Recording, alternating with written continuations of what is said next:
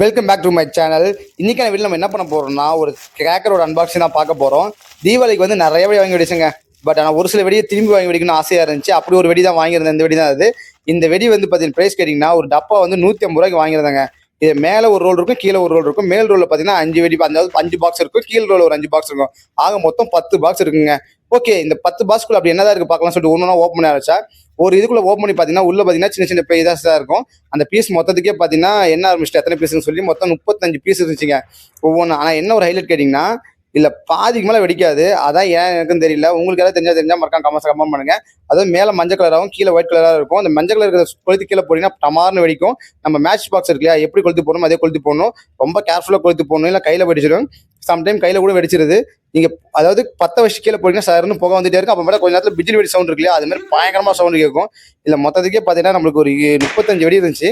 அந்த 35 வெடியில் ஒரு 20 வெடி தான் வெடிக்கல.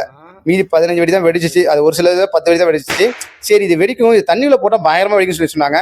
சரி, அதையும் ட்ரை பண்ணி பார்த்தலாம் சொல்லி என்ன தோணுச்சு. அதுக்காக என்ன பண்ணா ஒரு வாட்டர், அதாவது மக்களை தண்ணி எடுத்து வச்சுட்டு இதை உள்ள தூக்கி போட்டு வெடிக்க தான் பார்க்கலாம் பார்த்தேன். டக்கு நல்லா புகலாம் வந்துச்சு. சரி வெடிக்காது, எப்பயும் போல புசு போயின்னு நினச்சேன். அப்புறம் கொஞ்ச நேரம் கழிச்சு பார்த்தா டபார்னு வெடிச்சிச்சு. உள்ளேருந்து ஃபயர் பயங்கரமாக ஆச்சு. சரி ஓகே, ரெண்டாவது வெடி போடலாம் சொல்லி போட்டா அது கொஞ்ச நேரத்தில் பார்த்தா டப்பாவே உடச்சிருச்சுங்க. இந்த பக்கம் ஓட்டே வந்துருச்சு. எனக்கே ரொம்ப ஷாக் ஆயிடுச்சு. இவ்வளோ பவர்ஃபுல்லாக இருக்குமா, தண்ணிக்குள்ளே வெடிக்குமான்னு. ஸோ ஓகே, தண்ணி வெடி கூட பேர் வைக்கலாம் இருக்கு. டப்பா எந்த அளவுக்கு டேமேஜ் ஆகும். இந்த வீடியோ பிடிச்சா வீடியோ லைக் பண்ணி சேனல் சப்ஸ்கிரைப் பண்ணிக்க. நெக்ஸ்ட் சேனல் மீட் பண்ணுறேன். Take care, by guys.